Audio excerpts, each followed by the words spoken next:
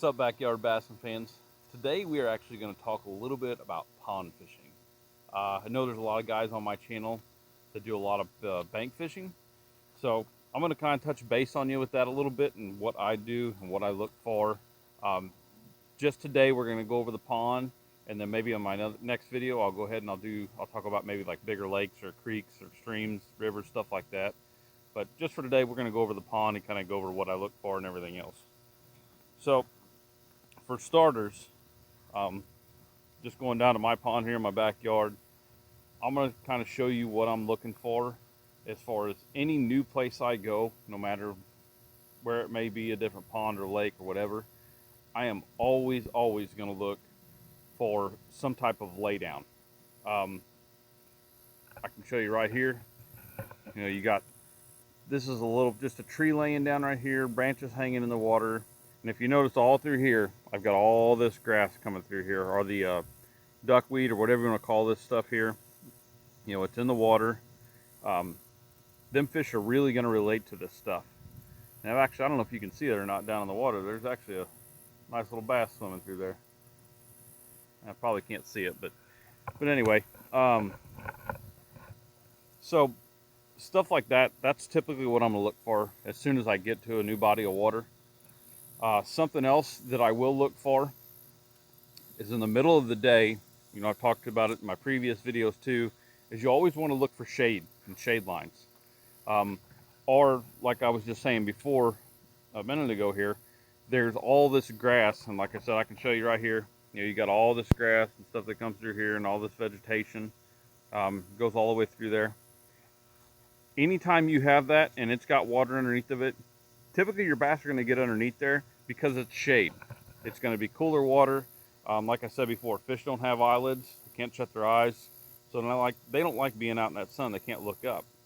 So what happens is they try to bury themselves in the deepest, darkest little spots that they can. One, for the cooler water, and two, to get out of the shade, or out of the sun.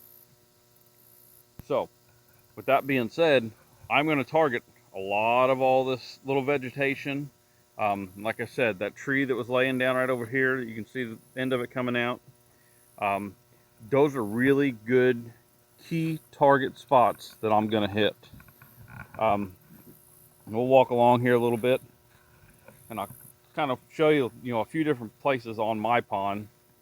You know, even if it was a pond, like I said, that was new that I hadn't been to or whatever, these are things I'm going to look for as soon as I get there before I start throwing anything. Now, one thing in my pond that I don't have is rock. And you don't find a whole lot of rock in most ponds. Most of the time they're just mud or clay bottoms or whatever.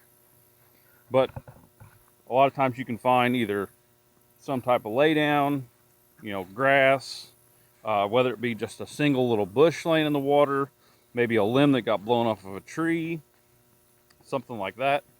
You constantly just look for that stuff. But you can see right here, I'll show you. You can see right out there in the middle of the water, those are actually old posts that come out of a barn that I tore down for my father-in-law. But what I did, those things are about 9 to 11 foot long. And what I did is I drove them straight down in there and actually made some cover for the fish. Something to hide behind, some branches. I also sunk a few Christmas trees in there to get a little bit more cover for bait fish and get the bass to hang around it a little bit more. So anytime you see anything like that that's laying out in the middle of the water that's isolated, that's the stuff you want to target. Anything a bass can get up against, underneath, or just anything they can hide behind to ambush their prey, that's where they're going to be. So another thing that I constantly look for, let me step down here just real quick, is any kind of overhanging trees. I'll turn this around and show you. You can see this got this, this overhanging tree through here, and it's not much, but there's a little bit of a shade right there. That's where fish are going to set up. Like I said, these hot sunny days like this, they're going to set up in there. Even cool mornings. I come down here in the morning. If I'm going to be throwing top water, I'm going to be throwing up right as close as I can to that stuff. Because a lot of times them bait fish are also going to be up underneath that stuff that's overhanging and it's in the water. That stuff they can get in and hide. So they will get up there and actually hide in that stuff. and then obviously the bass are going to be right behind them.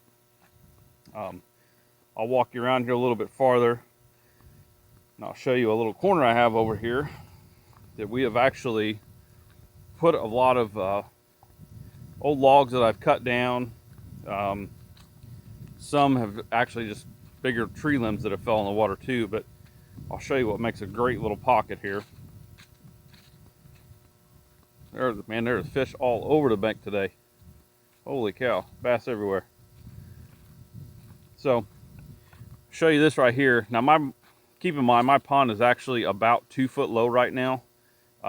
We have been struggling to get any rain. That sounds really bad because we started off the whole first part of the season with nothing but rain and couldn't get rid of it, and now we're needing it. So, but show you here a little bit. This is a nice little pocket here.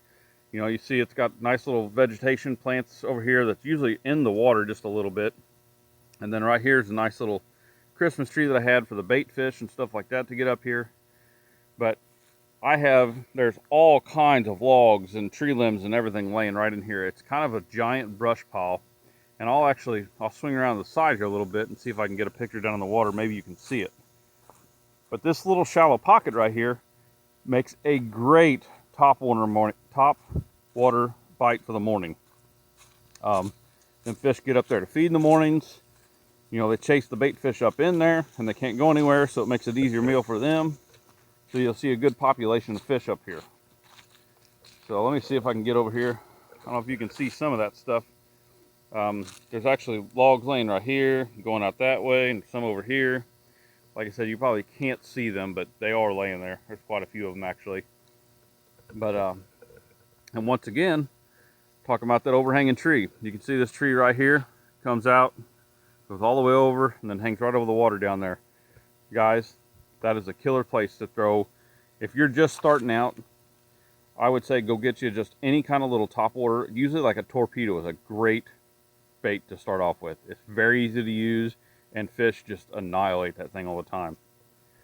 So, but anyway, that's a little bit, you know, about my pond and what I'm looking for as soon as I get to a body of water.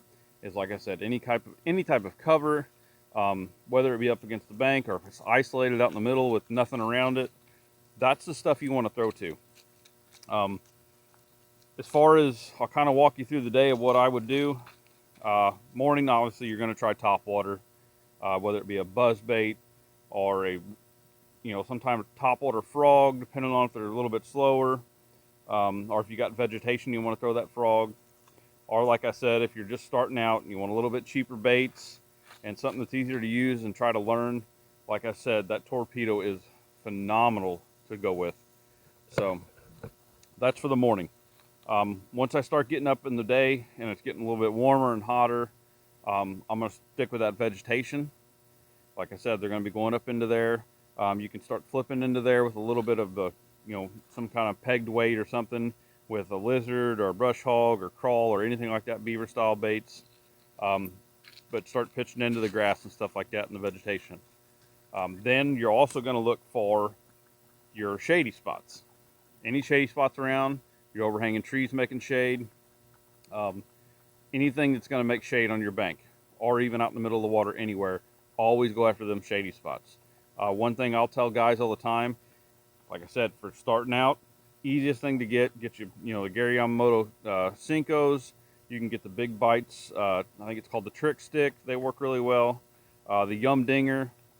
The Yum Dinger, I will tell you, does not sink as fast as the other two, but it still works well. I mean, you can't go wrong with any of those three.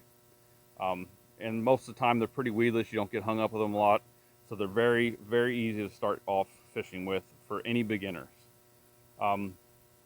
Going later into the evening, your bass are going to kind of get out. This is probably a little bit after the sun starts to go down. Those bass are going to start coming out. They're going to start looking around the banks for bait fish and stuff like that again, just like they did in the mornings. You can go back to your topwater then. Like I said, your buzz baits, your frogs, whatever. Later it gets, usually that last hour of light is usually one of the best times of the day to be fishing, especially for topwater. So that's about all I have for you guys today. Like I said, if you guys have any suggestions for future videos, please let me know down in the comments. I will, I'll try to do whatever I can with what I know. And don't forget to hit that subscribe button and that like button. And I'll see you guys again on Monday evening for the live stream. Thanks, guys.